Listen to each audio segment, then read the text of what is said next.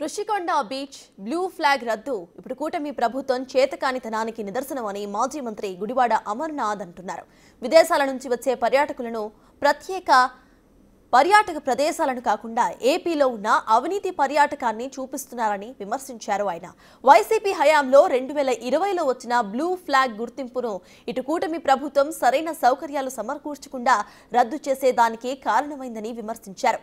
పూర్తి డీటెయిల్స్ ను మా ప్రతినిధి రాజు అందిస్తారు.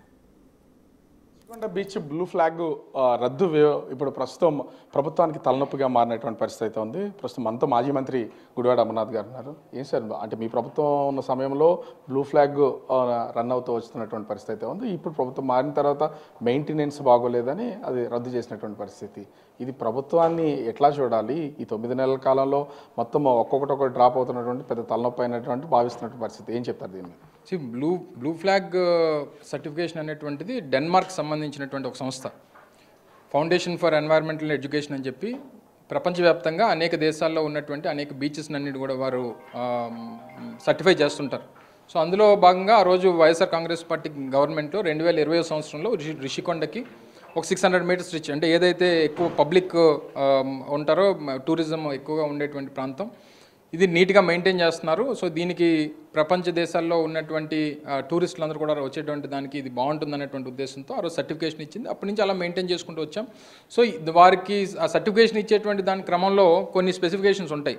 బీచ్ మెయింటెనెన్స్ కానీ, లేకపోతే డెప్త్స్ ఎంత ఉంటాయి, లేకపోతే దాన్ని ఎలా మెయింటైన్ చేస్తున్నారు, సేఫ్టీ ఎలా ఉంటుంది, లైఫ్ గార్డ్స్ ఉన్నారా లేదా. సో ఈ డిఫరెంట్ కండిషన్స్ అన్నీ మనం ఫుల్ఫిల్ చేస్తేనే ఆ సర్టిఫికేషన్ అనేటువంటిది ఇస్తుంది.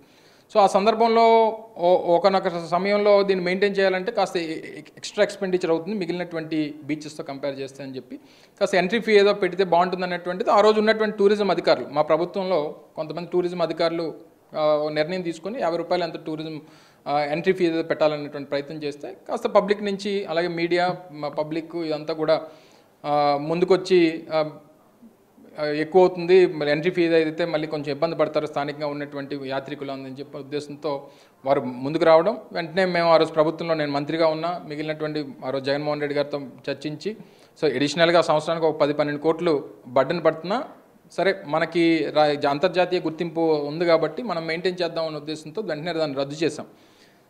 చేసిన తర్వాత దాన్ని అలా కొనసాగిస్తూ వచ్చాం. ఈ 9 నెలల్లో అసలు దీని మీద కూడా ఎందుకు వాళ్ళు రద్దు చేసేటువంటి నిర్ణయం తీసుకున్నారంటే, స్థానికంగా వచ్చినటువంటి టూరిస్టులు కొంతమంది అక్కడ ఉన్నటువంటి పరిస్థితులను ఫోటోలు తీసి, అసలు బీచ్ మెయింటెనెన్స్ లేదు, విపరీతంగా ఏదైతే ఎంట్రీ ఫీజులు అవి కూడా వసూలు చేస్తున్నారు, కావాల్సినటువంటి ఫెసిలిటీస్ క్రియేట్ చేయట్లేదు, మీరేం బ్లూ ఫ్లాగ్ బీచ్ అని చెప్పని అంటున్నారని చెప్పి ఈ ఫౌండేషన్ ఏదైతే ఉందో, ఈ ఫీ అనేటువంటి ఫౌండేషన్కి వారు కంప్లైంట్స్ రేజ్ చేశారు. సో రేజ్ చేస్తూ వారితో పాటు టూరిజం డిపార్ట్మెంట్కి, ప్రభుత్వంలో ఉన్నటువంటి అధికారులకి, ప్రజాప్రతినిధులకి అందరూ కంప్లైంట్ పెట్టిన ఎవరు పట్టించుకున్నాడు. అసలు ఎక్కడుందా ఆ పరిస్థితులు? ఈరోజు రాష్ట్రంలో ప్రజాప్రతినిధులు కానీ, లేదా ముఖ్యమంత్రి కానీ, వీళ్ళందరికీ కూడా ఆ రోజు మేము ఒక టూరిజం రిసార్ట్ రుషికొండ మీద పెడితే పెద్ద గగ్గోలు పెట్టేసి, బ్రహ్మాండంగా ఒక 400 కోట్లు పెట్టి ఒక మంచి రిసార్ట్ కడితే పెద్ద గగ్గోలు పెట్టేశారు.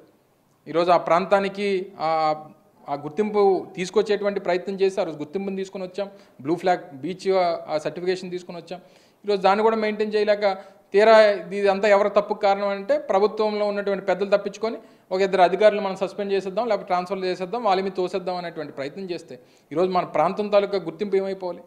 ఈరోజు సహజంగా బ్లూ ఫ్లాగ్ అనేటువంటి దాన్ని చూసుకొని చాలామంది టూరిస్టులు ప్రపంచ దేశాల్లో తిరుగుతుంటారు. సరే, బీచెస్ అంటే ఇంట్రెస్ట్ ఉన్న వాళ్ళు ఏం చేస్తారంటే, ప్రపంచంలో బ్లూ ఫ్లాగ్ బీచెస్ ఎక్కడెక్కడ ఉన్నాయనేటువంటిది ఒక మ్యాప్ ఉంటుంది, అందులోని మార్క్ చేసి ఉంటాయి. సో ఏదైతే ఈ జియోగ్రఫికల్ ఐడెంటిఫికేషన్ ఏదైతే జిఐ ట్యాగ్ ఏదైతే ఏ రకంగా ఉంటుందో కొన్ని ప్రోడక్ట్స్కి, ఈ బీచెస్ కూడా ఈ బ్లూ ఫ్లాగ్ బీచ్ అనేటువంటిది చాలా ప్రతిష్టాత్మకమైనటువంటిది. సో దాన్ని ఈరోజు లేకుండా ఈరోజు రాష్ట్రానికి చేశారు. మరి వీళ్ళు ఏ రకంగా ముందుకెళ్తారనేది చూడాలి. టూరిజాన్ని కూడా డెవలప్ చేస్తాం, ఈ ప్రాంతానికి సంబంధించి ఎక్కువగా టూరిజం మీద మేము ఖర్చు పెడతామని చెప్తున్నటువంటి ప్రభుత్వం ఉన్నదాన్ని కాపాడుకోలేకపోవడాన్ని ఏమనాలి? అసలు ఈ ప్రభుత్వం ఏం టూరిజం చేయాలంటే కరప్షన్ టూరిజం, అవినీతి టూరిజం అనేటువంటి దాన్ని వీళ్ళు బయట నుంచి టూరిస్ట్ని తీసుకొచ్చి మా రాష్ట్రంలో ఏ రకంగా అవినీతి జరుగుతుంది అనేటువంటి చూపించడానికి తీసుకురావాలి టూరిస్టుని. వీళ్ళు ఇప్పుడు ఈ గడిచినటువంటి 9 నెలల్లో చేస్తుంది ఏంటంటే ఈ కరప్షన్ టూరిజం. ఎవరికన్నా మిగిలిన దేశాల్లో ఉన్నటువంటి లేదా మిగిలిన రాష్ట్రాల్లో ఉన్నటువంటి నాయకులు తీసుకుని వచ్చి ఇంకో మా రాష్ట్రంలో కూటమి నాయకులు ఏ రకంగా అవినీతి చేస్తామనేటువంటి దాన్ని చూపించడానికి తీసుకురావాలి తప్ప ఏం చూపిస్తారు వీళ్ళు ఇక్కడ?